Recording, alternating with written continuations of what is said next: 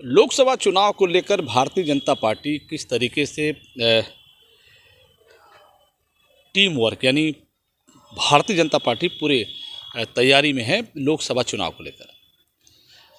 क्षेत्रीय दलों को भारतीय जनता पार्टी अपने एनडीए में शामिल कर रही है।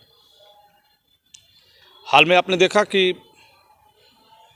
घोसी के सपा के विधायक दारा सिंह चौहान समाजवादी पार्टी से इस्तीफा तो उन्होंने दिया ही, साथ ही विधानसभा से भी उन्होंने इस्तीफा दे दिया। अब वो भारतीय जनता पार्टी में शामिल हो गए।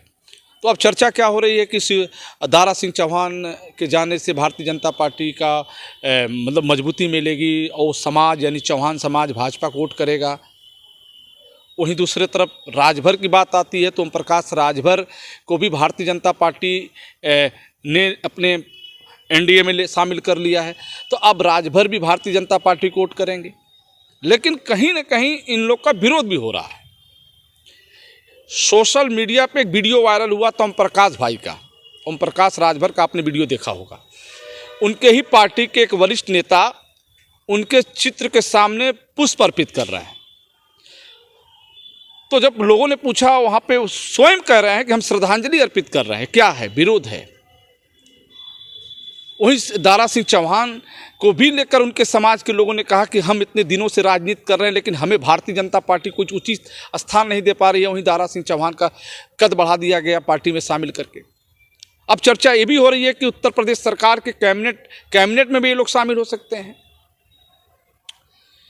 तो पूर्वांचल की राजनीति में भारतीय जनता पार्टी ओम प्रकाश राजभर को एक बड़ा नेता मान के चल रही है। क्यों नहीं मानेगी?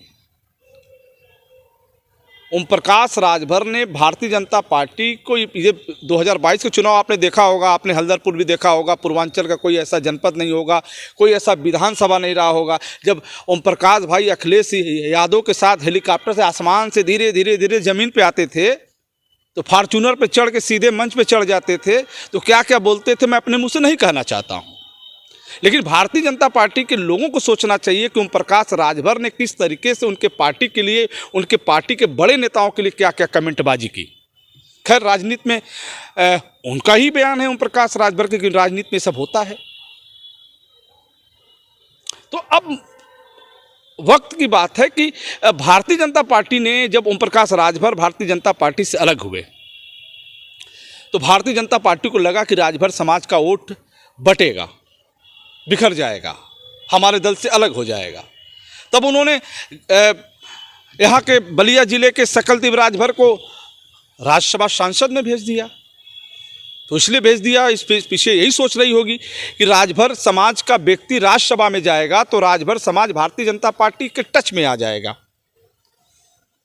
ये बात हो गई। दूसरी बात, उनके ही दल में अनिल राजभर कैबिनेट मंत्री हैं, बलिया के प्रभारी मंत्री भी हैं। हमारी उनसे बात हुई थी इसी गेस्ट हाउस में, तो उन्होंने कहा था कि, मैंने सवाल कहा कि ओम प्रकाश राजभर कहते हैं कि समाज उनके साथ है, राजभर समाज ओम प्रकाश राजभर के साथ है। तो उन्होंने कहा कि उनका बयान था कि ओम प्रकाश राजभर एक कंफ्यूज नेता है।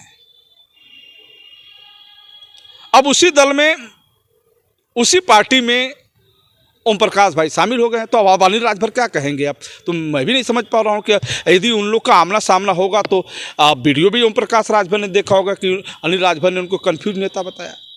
यदि वो कंफ्यूज नेता थे तो भारतीय जनता पार्टी में कैसे चले गए? फिर बात आई गाजीपुर जिले से महाराजा सुहेलदेव के नाम से जो ट्रेन चल रही है, उसको भी इसलिए भारतीय जनता पार्टी ने चलाया होगा कि समाज का वोट उनको मिले। जब सारी चीज़ें भारतीय जनता पार्टी ने राजभर समाज के लिए, राजभर बिरादरी के लिए किया, मंत्री भी बनाया, राज्यसभा में भेजा, ट्रेन भी चलाई, फिर भी भारतीय जनता पार्टी का ये मानना होगा या मानती होगी कि राजभर ओम प्रकाश राजभर के ही बस में है, इसलिए ओम प्रकाश राजभर को सम्मान पार्टी में लाया गया।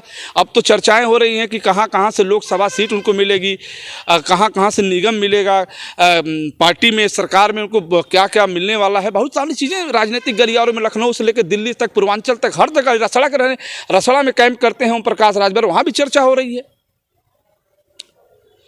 बहुत सारी बातें हैं, हम बहुत लंबा नहीं जाना चाहते हैं, लेकिन आज की राजनीति में, कल की राजनीति में, पहले की राजनीति में क्या अंतर आया, आप समझदार हैं, समझ सकते हैं।